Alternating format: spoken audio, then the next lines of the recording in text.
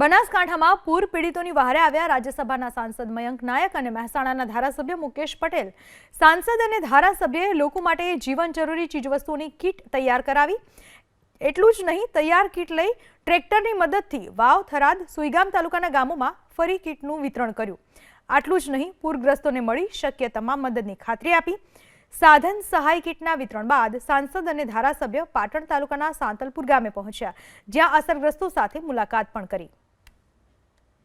બનાસકાંઠામાં પૂર પીડિતોની વહારે આવ્યા રાજ્યસભાના સાંસદ મયંક નાયક અને મહેસાણાના ધારાસભ્ય મુકેશ પટેલ।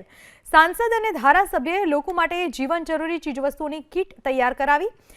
એટલું જ નહીં, તૈયાર કીટ લઈ ટ્રેક્ટરની મદદથી વાવ, થરાદ, સુઈગામ તાલુકાના ગામોમાં ફરી કીટનું વિતરણ કર્યું। આટલું જ નહીં, પૂરગ્રસ્તોને મળી શક્ય તમામ મદદની ખાતરી આપી। સાધન સહાય કીટના વિતરણ બાદ સાંસદ અને ધારાસભ્ય પાટણ તાલુકાના સાંતલપુર ગામે પહોંચ્યા, જ્યાં અસરગ્રસ્તો સાથે મુલાકાત પણ કરી।